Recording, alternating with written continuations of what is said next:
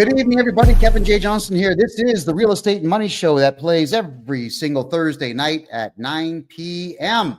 Eastern Time. And tonight we're going to talk about your credit score and how to protect your credit score, how to not harm yourself. I think is more importantly what the credit score thing is all about for tonight's show. I mean, I really want to make sure that we're delving deeply into what is both right and wrong with the FICO score system that we have in Canada and the United States. I'm sure many of you have gone out to apply for loans at some point in the past, and you've probably been denied at some point in the past. I think all of us have at some point.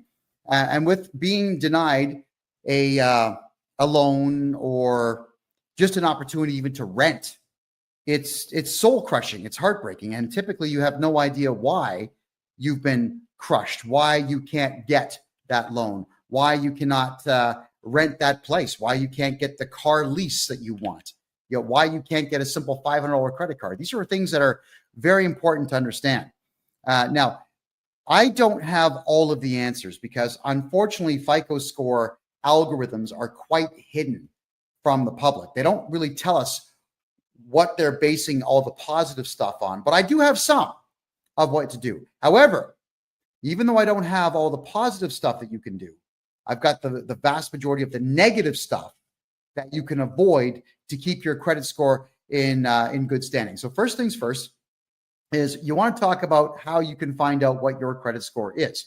There are two major corporations in North America that people will go to check your credit score when you're applying for anything, any kind of credit whatsoever, or any kind of lease or rent. All right, that would be Equifax, EQUIFAX, Equifax.com in Canada. It's .ca. And the other one is TransUnion. Now, as far as I am concerned, these are criminal entities. What they do is they give you a credit score, but you never ask them to. Isn't that strange? They have your entire credit history that you never asked them to create.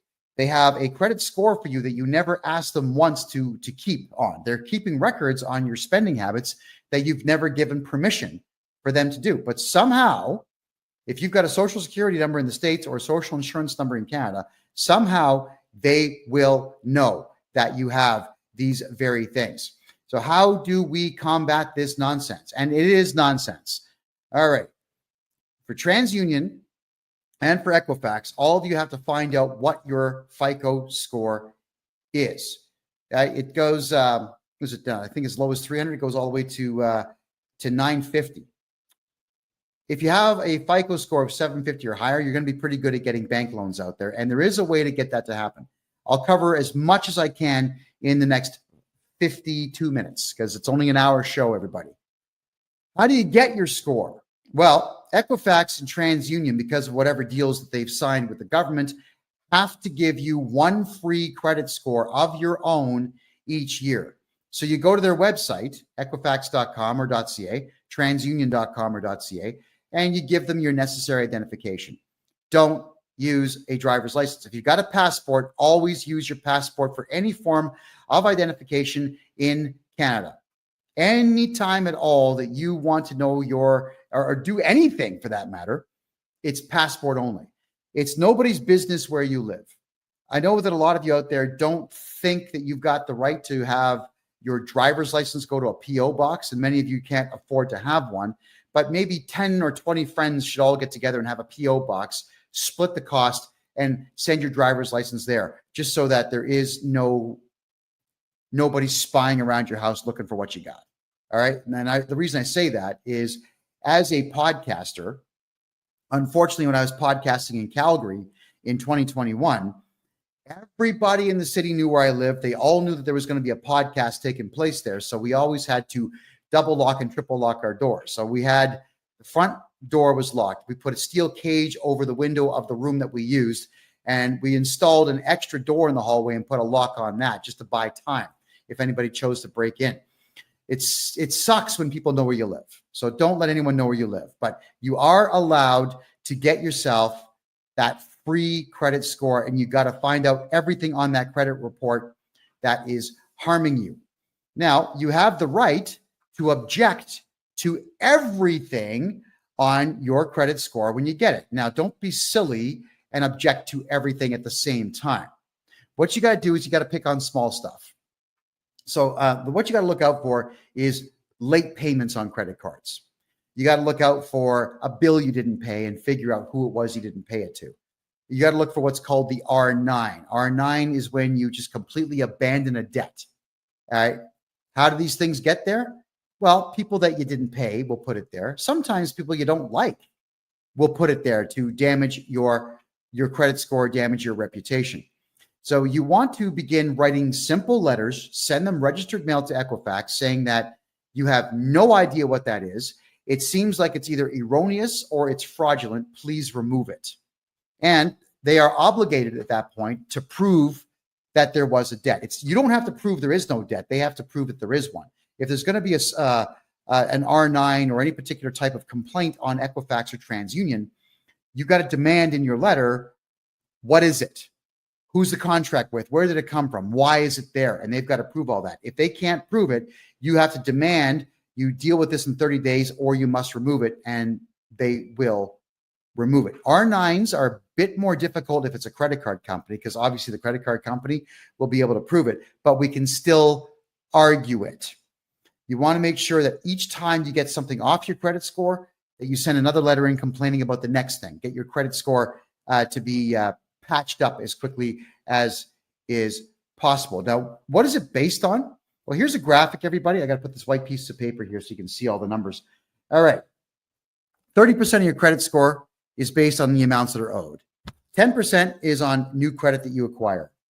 15% is the length of your credit history. I'll move the microphone here. 10% would be credit mix. It's not really defined all that well. And 35% will be your payment history. Okay, where do we begin with this? Let's say you just are starting off in life and you want to build some credit. How do you do it? Well, you would apply for a simple credit card, get yourself the minimal amount, which is a $500 credit card. They usually will just give those out to everybody. They really will. Go to a bank machine, take a cash withdrawal, hide the money somewhere.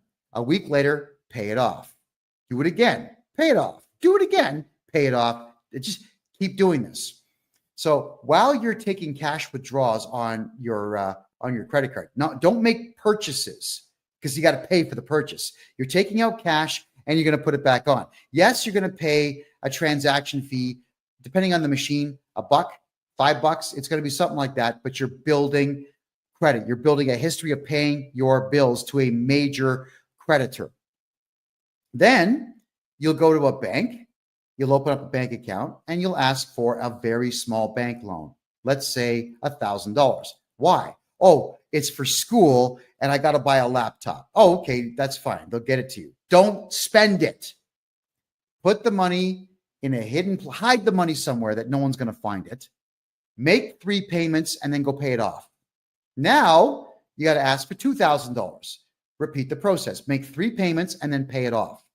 Don't spend the money because then you have to go out and earn that money. And now what you're doing for your credit score is you're building credit score points up. And it works. Eventually you'll get a $5,000 loan, then 10, then 20. You're going to keep doing this until you actually need to borrow on something in the future that will improve your life. Like, let's say a car, a truck. Don't buy those. They depreciate. Better yet, a house. Or you could lie and say you need a loan to buy a house, but then just go ahead and buy a ton of Bitcoin.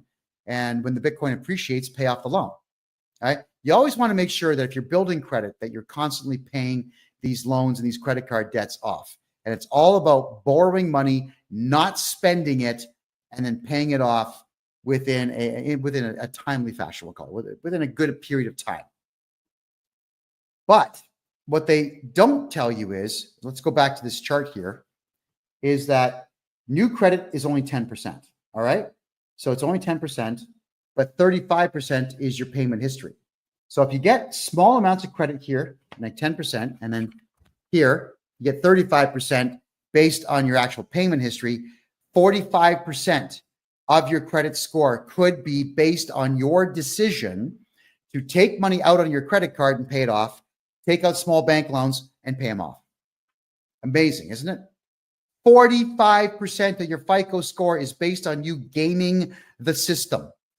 Hey, I wish they told us that. They should teach us this in school, but they don't, because they want you in debt. I want everybody watching this show to make money, get bank loans, and be out of debt. That's what I want. So I'm telling you that you got to pay attention to the fact that 45% of your FICO score is going to be based on you borrowing money and paying it off. You do it forever, for your entire life, starting from the day you become an adult till the day you die. Keep building the FICO score. Now, why would you want to do this for your entire adult life? Well, you didn't hear this from me, but let's say by the time you're 60 years of age, you've had enough of society, you've had enough of human beings, you've had enough of working, you've had enough of everything. Let's say you've got a really good FICO score, like an 820. You could walk into a bank at that point and say, hey, I got an 820, I've got no R9s, I'm really good with my credit. You could take a bank loan for, let's say, 300, 350, and then go to, I don't know, Vietnam, Thailand, and live like a king. Don't bother paying it back. So what you're doing here is you're building your credit up to the point where you can just borrow a huge amount of money and retire. There you go. I'm not saying you should do that, and I'm not saying you should aspire to rip people off, but I'm saying you've got the option to do it should you decide that's the way that you want to get yourself into retirement. Why would you want to do that? Well, because Canada Pension Plan is going to be empty by 2032, so it's not like you're going to get a pension, and it's not like Social Security is going to be doing any better. I think, personally speaking, that the Social Security in the United States is going to be empty by 2040. I don't see a way to keep it afloat. It's a big Ponzi scheme, and it's running out of money. And now that all the illegals are going to be collecting it, good luck, America. So you're paying all these taxes into this system, and you're not going to benefit from it. So why not have the adult plan to have that money ready to be able to be borrowed by the time you hit that age, so you can disappear with that money? I mean, look, when a bank gives you a loan, it's not like they're taking money from the system and giving it to you. They are creating it right there on the spot. It's called fractional reserve banking. So when you get a bank loan from the bank, they put a lien on your property, but they just create the money. It just gets created from nothing. So let them create $350,000 for you when you're retiring, and then go somewhere else and spend it. Enjoy life. Live it up. You've earned it. All right. So if you've been paying into the tax system, which I don't recommend you do, I recommend you hire me to be your tax guy and not pay tax. But if you've been paying tax or paying into the system all these years, benefit from it. Benefit from it. Start planning for your retirement now by keeping your FICO score as high as you possibly can. So getting back to the FICO score, this one here, let's address the 15% of the length of your credit history. All right. Your FICO score, if you keep your FICO score in good standing through your entire adult life, if you start doing it when you're 18, by the time you get to 60, 15% of your FICO score is going to be based on the fact that you had good credit for 42 years. So keep your credit good in that time as best as you possibly can. But this is the one here that I want to warn everybody about. 30% of your FICO score is based on the amounts of money that you owe. Now, this is where I can really help you out. You've got to remember that the way that the credit companies do this is that they've got hundreds of things that go against you and just a few dozen things that help you. Equifax seemingly is in the business of destroying you. Equifax seemingly is in the business of keeping you down, of not allowing you access to the capital that you need to become wealthy. That's what it seems like they're doing, which again, in my opinion, makes them criminals. But it's not like I can walk in there and just shut the company down, but I can tell you how to combat them. Knowing that 35% of your FICO score is going to be based on bad debt that you carry, here is the way to protect yourself. Let's start with basic rudimentary stuff. If you get a cell phone plan, doesn't matter with who. In the States, you got all of them. AT&T, you got Verizon, you've got Virgin, you got them all. In Canada, there's not as many. You've got Fido, Bell, Rogers. I think Cogeco just got bought by Rogers. There aren't many. It doesn't matter if you pay your cell phone bill on time for your entire adult life. That does not increase your credit score, which means that your cell phone bill should never be in your name, because I'll tell you why, is because there's a good chance at some point you're just going to forget about your bill. You're just going to forget. You didn't pay it. They report you to the credit agency, and now you've lost some FICO points. That sucks. How do you come back? Oh, let's have with this one. Let's just say they don't tell you about your roaming fee. And this has been happening with a lot of Canadian accounts. You go to Italy or you go to Germany and your phone gets turned on for just a brief second by accident. And all of a sudden, boom, $1,500 worth of roaming fees, just like that. Crazy. And if you don't pay it or you argue it, they just tag your credit score. So you can never put your cell phone in your real name, ever. You can't really do that with Bell and Rogers and the big boys because they want to see identification. But you can do it through a corporation. That is correct. You take your corporate documents in. You say, "Hi, my name is, here are the corporate documents. We want to get a corporate cell phone plan." Then they'll say, "Well, we want to secure it against you personally." I'm saying, you tell them, no, it's for the corporation. If you guys shut down this phone, we can't do business. I'm not going to secure it personally. And if you argue enough and just decide, okay, you know what, leave, then go to another cell phone dealer. They're all over the place. How many times have you seen foreigners that own cell phone shops? They'll find a plan. Somebody will do the deal.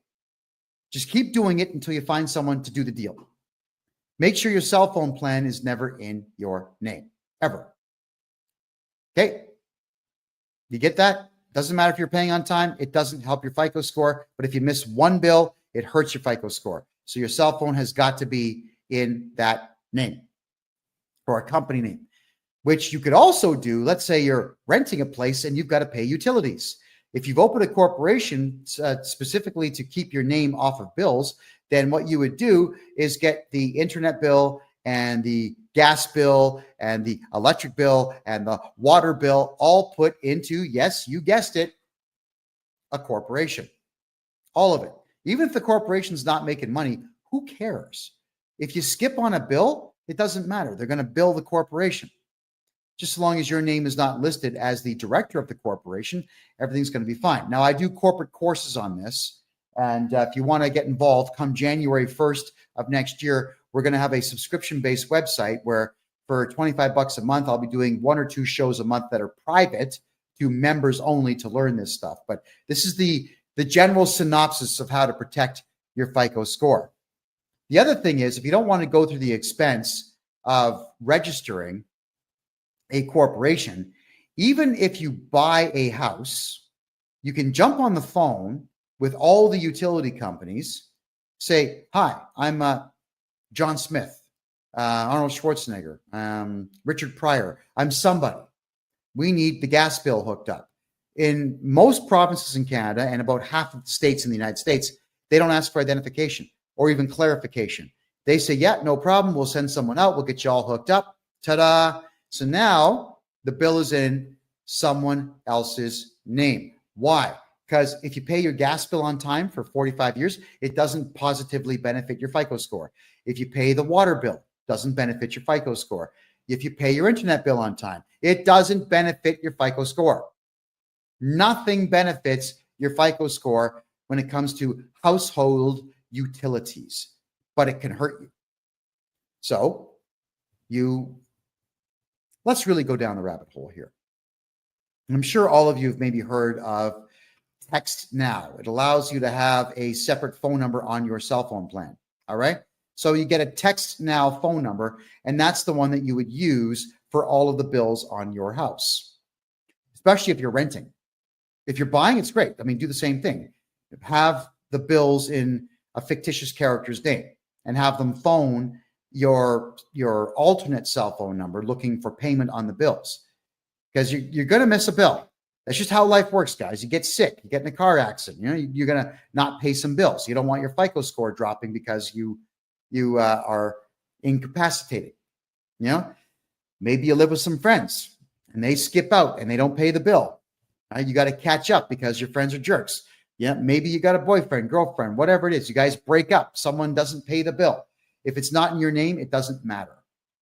Also, what you can do is, let's say, for argument's sake, if your gas bill, your electric bill, your whatever bills you got for your house are not in your name and you're behind on things, you can call them up and say, yeah, hey, it's John Smith.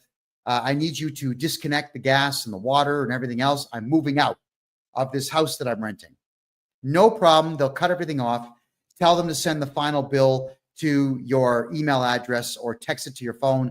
They will. And then you get rid of that particular text now phone number. And 2 days later, you get yourself another text now phone number or another one of the like Hush phone number. Any of these phone numbers that are voice over IPs, call them up saying, different voice. Hey, what's up? I'm Ricky Savage Michelson, and I got to get some bills. I just moved into this rental house. And the process starts all over. So you can actually get away with not paying between 3 and 4 months worth of bills, and you get a new name attached to the same residence that you are living in, and it doesn't hurt your FICO score. Right? It doesn't hurt your FICO score. If you're not going to pay bills, it doesn't hurt your FICO score. Now, I'm not encouraging all of you to not pay bills if you don't have to. I'm telling you that I understand with our rotten economy in North America right now and the severe lack of money in the money supply right now, that these are the options that you have to give yourself. So FICO score, protect it by making sure the house bills are not within it. If at all, if you can avoid anything, if you can avoid using your real name on anything, you have to avoid using your real name wherever you possibly can. The driver's license is usually where you all get screwed. When you use a driver's license as identification and it's got your home address on it, whoever wants to harm your FICO score can do it. If you absolutely have to show identification that's got your name and face on it, passport every single time. If you have an expired passport, keep it, because you can use that. If they say, we want to see 2 pieces of ID, 2 passports, and they might say, well, one of them is expired. So there is no law that says you can't show expired identification. The only problem with an expired driver's license is that you can't drive with it, but you can still use it as identification. The only problem with an expired passport is you can't fly with it, but you can still use it as identification. Any photo ID card in Canada that expires can always be used to identify you. You just can't use it for the prescribed use that it's for. So don't listen to anybody's crap when they tell you that you can't use that expired driver's license, health card, passport. You can. It doesn't have to be updated to be valid. It's still valid. And that's the beautiful part of identification. So if your passport is going to expire, order a new one and don't take the old one in and turn that in. Whenever you get a new driver's license, anywhere in Canada, you can say, I lost it. I just lost it. Can I have another one? Keep the old one. If you're able to, have all your identification go to a post office box. Or, if they don't like to use P.O. box in the address, fine. Then go to mailboxes, etc. UPS store. Go to any of the retail mailbox places and get yourself a mailbox and use that. Because if you go to the UPS store, for example, then what they do is they actually have an address. 7400 Main Street, suite number 404. That would be your box number, but it won't say box number. It'll say suite number, which is exactly what you want to do. I can't stress enough that this is no longer the 1970s. In the 1970s and the 1980s, people would ring your doorbell to say, hey, I'm happy to see you. Like, thank you for your friendship. And that was it. There was never anything nefarious that people had in mind when they would ring your doorbell. Back in the days, people would ring your doorbell. You just open the door. Hi. Like, it was a surprise. You're excited. Someone's here. And then eventually, towards the end of the 1980s and the beginning of the 1990s, every third person ringing the doorbell was some solicitor trying to sell you something. So you had to get really good at yelling at people saying, get out of here. And it's annoying to have someone, unfortunately, they are legally allowed to do so. The law says they can ring your doorbell, but they have to leave when you tell them to. I don't want to get out of my chair or stop what I'm doing to answer the door for someone I don't know. I really don't, but it is what it is. And now, 9 times out of 10, when someone knocks on the door, it's someone looking for money, or it's the cops asking you why you said that thing that time on social media, or the cops are saying, well, someone complained about your car and we're here to investigate, and so on. Yeah, it's someone looking to gain money or leverage from you or on you these days. So unfortunately, with the way the world is these days, you want to make sure that nobody has access to your front door anymore. This is not to do with your FICO score. This is just you personally protecting yourselves. If you have the means to build a cage in front of your front door these days where someone has to enter the cage to get at your front door, I strongly recommend that. It's sad that our society's crumbled that way, but it has. So you cannot let people have leverage on you. And that's the same thing with phone calls that come in. I can't stand the fact that if you have a landline in Canada, you get absolutely bombarded by people from outside the country trying to sell you something and asking questions. And unfortunately, Canadians and Americans, they're high trust societies, so people answer questions. Like, don't answer questions to people that phone you. They're fishing for information to steal your identity. Start hanging up the phone. It's regrettable, but we have to unfortunately go to cell phone plans and not have landlines, specifically to not get phone calls from solicitors. And when you do buy something online, or you give information online and someone else starts tagging your credit card to buy stuff, it can harm your FICO score. Got to be very careful who you give your information to. So please do not give your home address to anyone. Do not use your driver's license as identification for anything. If you're in a rental house, use fake names to get utility bills done. Passport only for ID for anything. And if you can avoid using your real name, avoid using your real name. And even for things like signing your kids up for sports. Yeah, you've got to give your kid's birth certificate up. But when they say that we want to see a hydro bill to prove that you are living where you say you are, no.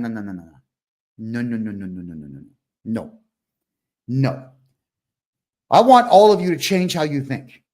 Everybody out there, you have to assume everyone out there is a scumbag and everyone out there is going to try to steal from you. And like, I went through this nonsense in the province of Ontario with the Ontario Lacrosse Association, run by 2 very animalistic savages who were harming children. And I exposed them in the book I wrote, Lacrosse is Dead, which is free on my website, by the way. And in there, what they would say is that if you were going to sign your child up to play lacrosse in my hometown, Mississauga, that you had to prove you lived in Mississauga. Why? What does it matter? What if you lived on the border in the next town over called Oakville? But to play in Oakville, you had to go 24 kilometers that way instead of 1 kilometer that way. Why would you want to waste time and fuel? Why do you have to prove this? So all of you, when you know in advance that you may have to show a bill to prove that your kid goes there, get an affidavit done instead.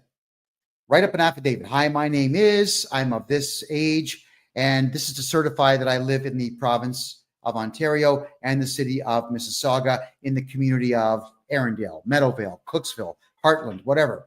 I live in the city of Toronto in Scarborough. You don't have to give your address, because if you're swearing this in and having an affidavit stamped in Canada and the United States, it's just like you testified in court. They've got no choice but to accept it. And if they don't, you can do what? File a lawsuit. That is correct.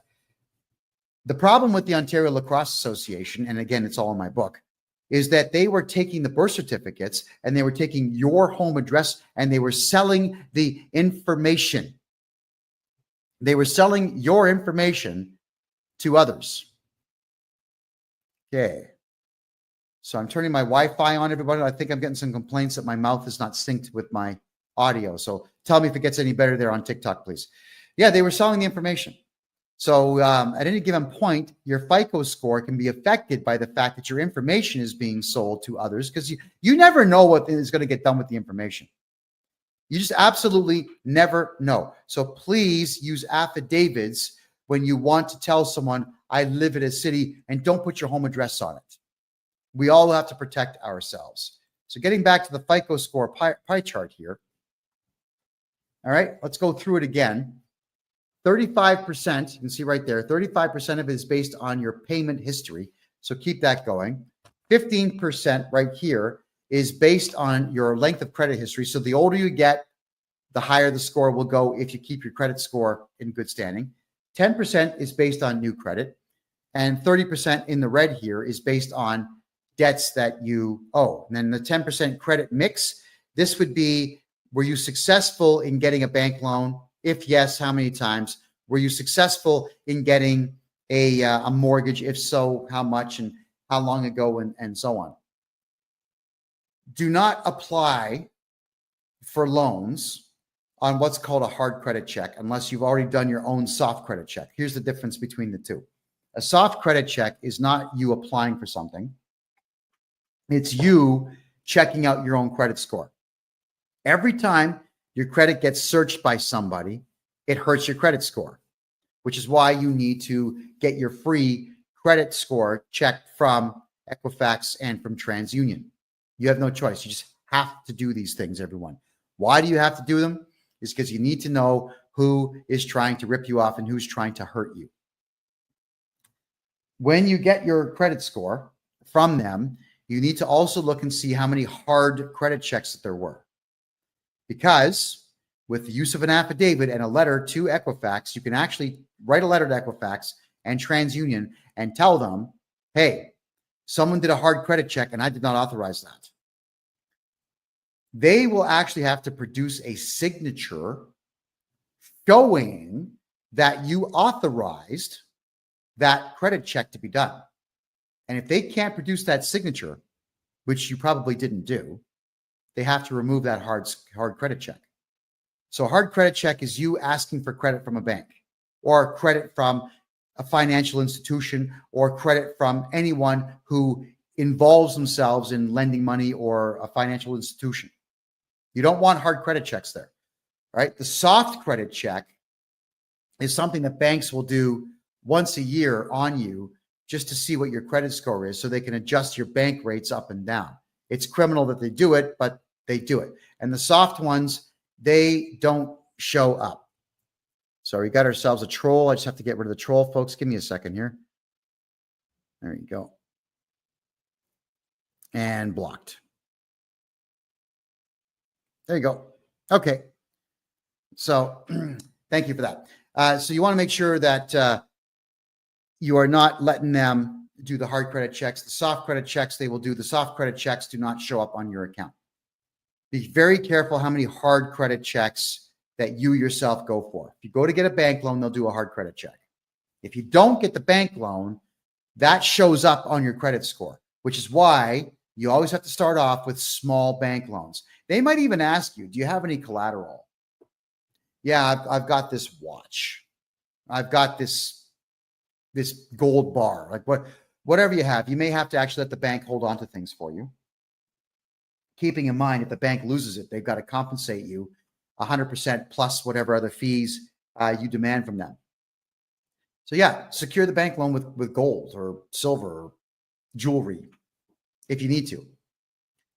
But start building your credit using the methods that I have talked about. Hard credit checks, you got to get rid of them all. You have to be in constant watch of your credit score and eliminate as much as you possibly can using everything at your disposal. And I've given you a gold here tonight, everybody. So I'd like everyone watching the show tonight to go to Equifax and TransUnion and request your free credit score. And they will send it to you. And look at everything on there and start to comprehend how easy it is for someone to harm your credit score. So if there's any questions that anybody has, I'll go right ahead and I'll take those questions now. Throw them in the chat room here. This is to do with your FICO score, everybody. It's to do with credit scores. You want to make sure that your credit scores stay intact. Oh my God, we got trolls here tonight. I thought we got rid of all these guys. Oh man. There we go. Confirm. Sorry, guys. Occasionally we get trolls coming in here that like to badmouth me. There's a propensity for, we'll say, non-conservatives to not appreciate the fact that I'm teaching people that the conservative way of doing business and living life tends to be the more successful of the two. So for the profanity that sometimes show up in the chats, I do humbly apologize to all of you.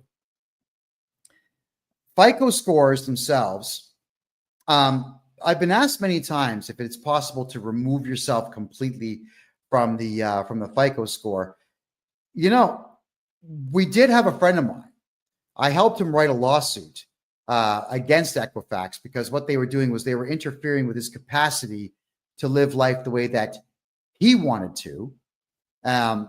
He served them, but he didn't pursue it. I actually was very curious to know what the judge would have said about a FICO score company keeping your FICO score without your permission to have even opened up your FICO score account in the first place.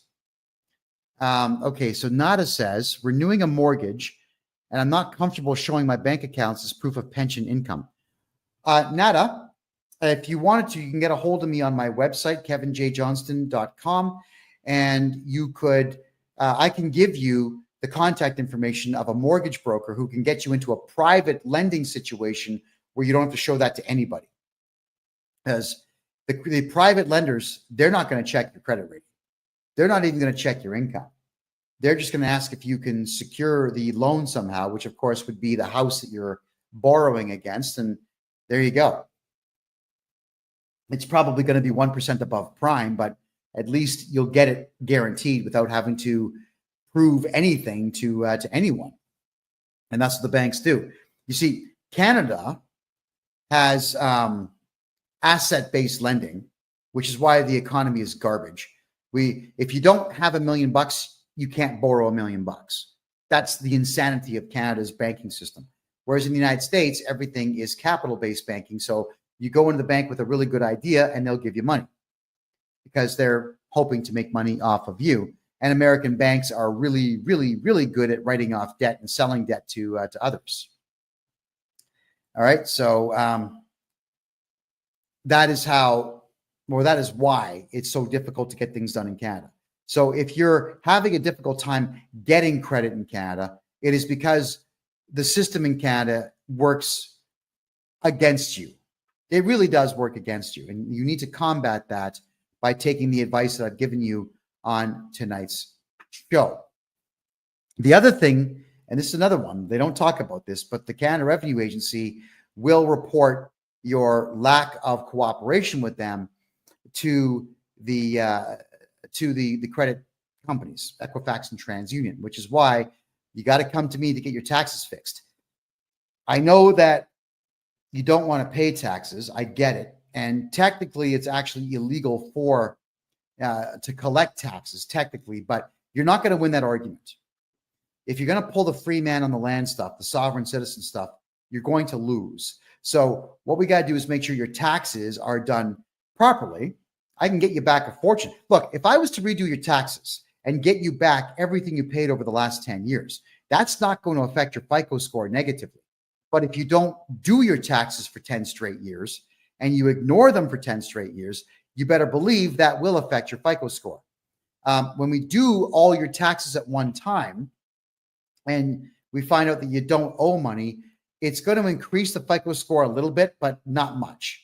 It's not like the CRA is going to report to the credit agencies saying, oh, yeah, now he did his taxes, remove that, please. That's not what they do.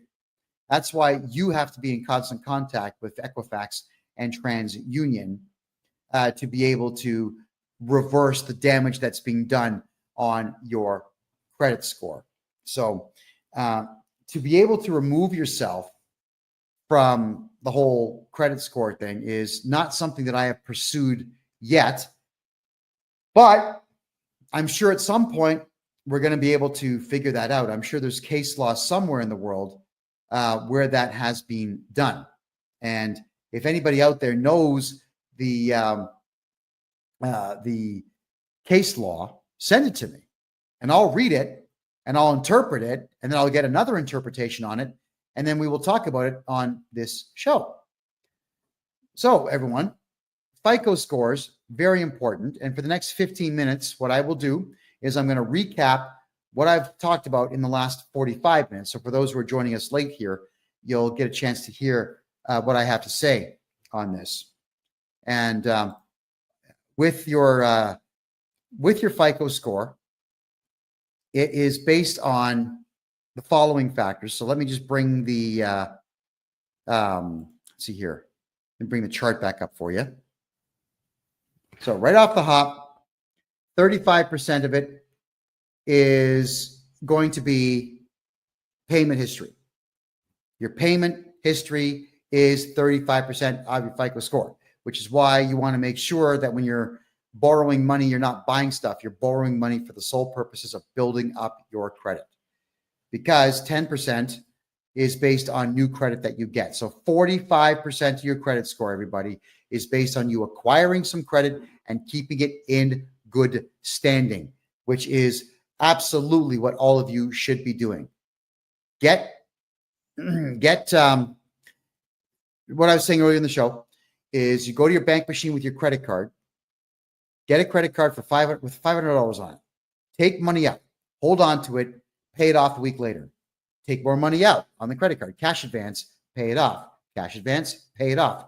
If you do this every week, that's 52 positive FICO score increases per year on just that one credit card.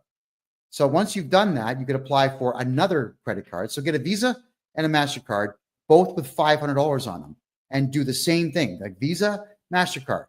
Go to the bank machine, pull the cash. So if you have 2 credit cards, then that's 104 positive influences that you can have on your FICO score. Isn't that incredible? So after a year of doing that, as I said earlier in the show, you go and get a bank loan for a small amount of money, $1,000. Tell them you're buying a laptop for school. Keep the money in your room, hide it, make 3 payments, pay off the loan early. And meanwhile, while you're doing this, you're playing the credit card game. Then get a loan for $2,000. Make 3 payments, pay it off. Don't spend the money. Never spend the money. You're just taking it out for the purposes of putting it right back in and building your FICO score. Just keep getting bank loans so long as you've been building credit slowly. And then eventually you'll have yourself in a position where you could get a mortgage in the future. And let's just say you do get a mortgage in the future and you pay it off in good time and good standing and whatnot. And you keep your FICO score over 800 points. By the time you get to your 60s or 70s, you can get yourself a very big unsecured loan and just keep the money. And that's your retirement plan. So your retirement plan should not be Canada pension plan. It should not be Social Security in the States. It's going to be empty by the time anybody my age gets to retirement age to collect on it. You're never going to collect on it. Build a good FICO score. Take the money, take a loan out when you get older, pocket the dough. Pocket the dough. It's yours. That's why I'm encouraging all of you to build credit and keep it in good standing. When you rent a house or you buy a house, none of the utility bills in that house should ever be in your name. Just in case you forget to pay a bill, you get sick and you can't pay a bill, you lose your wallet, you can't pay a bill, you get robbed, you can't pay a bill. If it's not in your name, it doesn't matter how late you are. It's never going to affect your credit score negatively. And that's exactly how you should want it, where it never affects your score negatively, period. Cell phones should never be in your name because at some point, I promise you, you will miss a bill or you're going to go over on your data or someone's going to ghost your phone and they're going to use your data. You got a big bill and you can't pay it, never in your name. And if that means that you need to get prepaid phones, then so be it. Not a problem. And for those who want to buy a property here in Panama, everybody, get a hold of me on my website, kevinjjohnston.com. Now, how do you not use your name when you're getting bills? In Canada, it's real easy. When you phone up saying, hey, from an alternate phone number, like a hush phone number or a text now phone number. Hey, what's up? My name is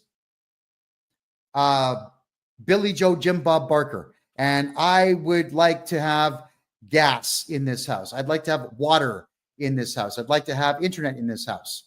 So my name is Billy Joe Jim Bob Barker, and the address is 123 Jason Street. Come and install it, and they will, because the utility companies, they're all greedy. They'll just come and install it. Never in your name. Never in your name. Because, and I don't like to encourage this, but I'm just saying, in case you have to book it fast, you got to move out fast, just get out, and you don't have to pay those bills. Hotmail's free, Gmail's free. Whenever they ask for an email address, give them an email address. It's like not fake. It's valid, but that's the one that you're going to use for those particular sets of bills. And that way your FICO score never gets hurt because you have missed bills or you skipped out on bills. It's a rough world out there. It's a very rough world out there.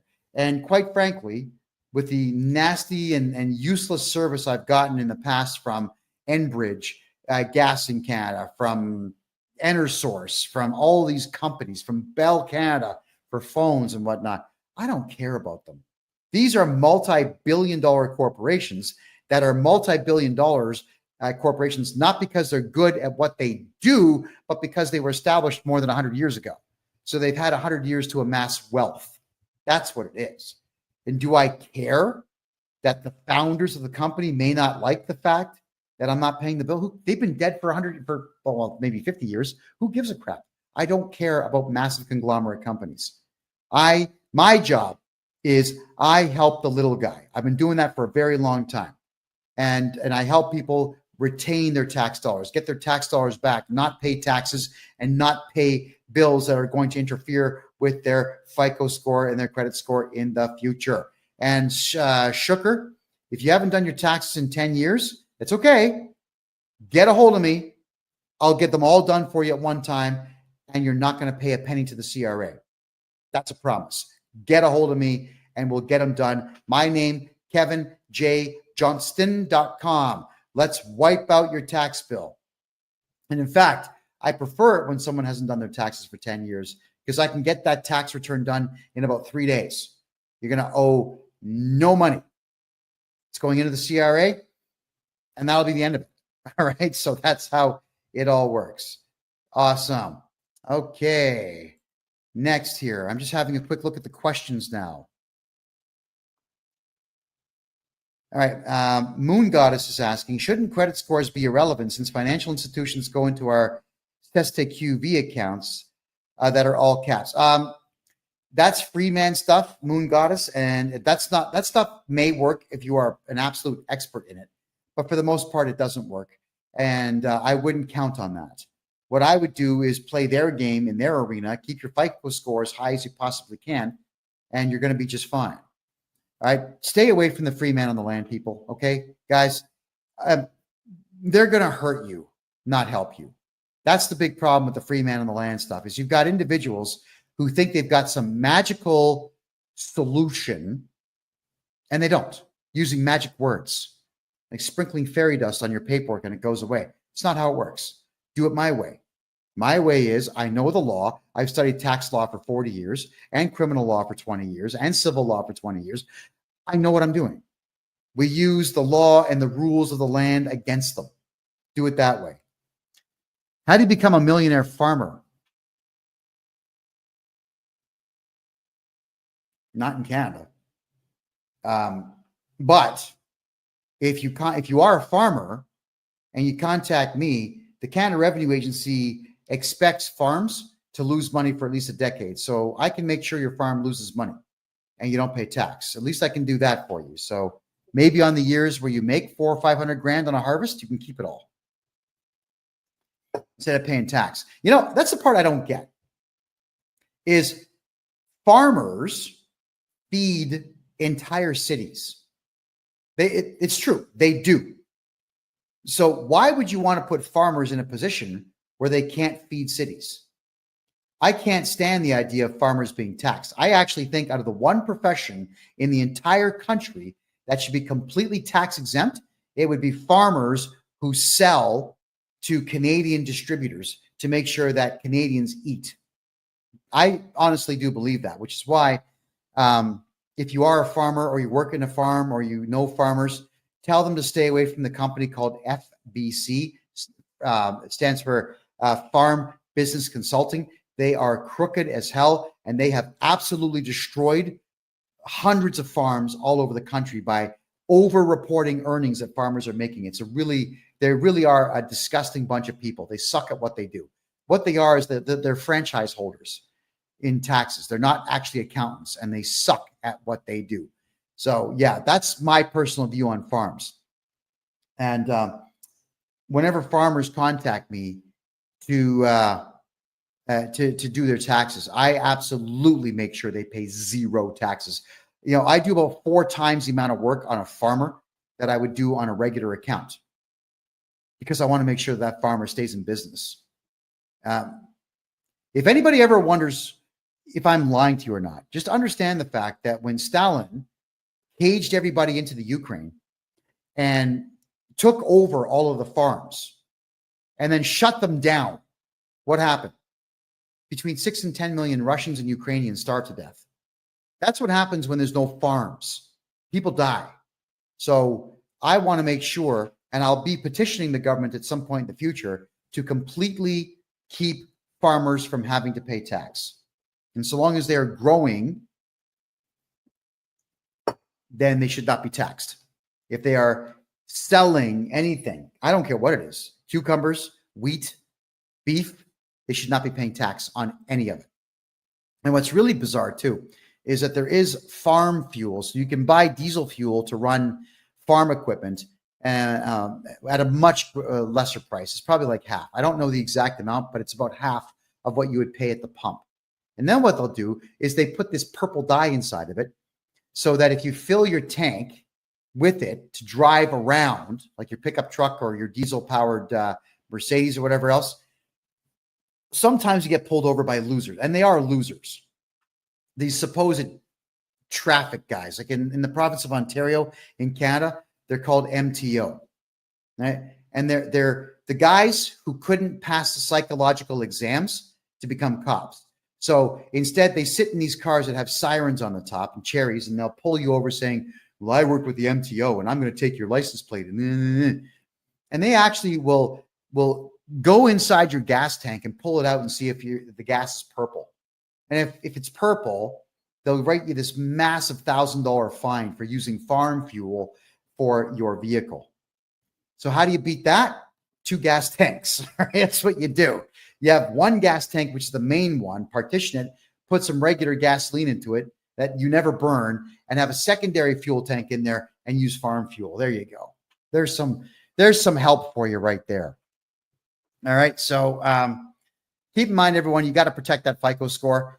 Rewatch this show, which is going to repeat all weekend now on Rumble. Just type in freedomreport.ca to watch the repeat. I'd like all of you to take the advice that I'm giving you here to make sure that you build credit and you hold on to credit so you can use your good credit score in your 60s and 70s to take out massive bank loans and never pay them back and retire with the bank's money. Because if anybody out there screws the banks in Canada or United States, I'm a happy guy, because that's all the banks do out there is rip we, the small guy and gal, off on an absolute regular basis. That's crazy. My name is Kevin J. Johnston. Thank you very much for being here. This is the Real Estate and Money Show, where we talk about real estate, money, investment, gold, silver, and taxes. And we do it every Thursday at 9 p.m. Eastern Time. I want to say thank you all for being here. I can't wait to see you again next week, which we will do at freedomreport.ca. Have a great night.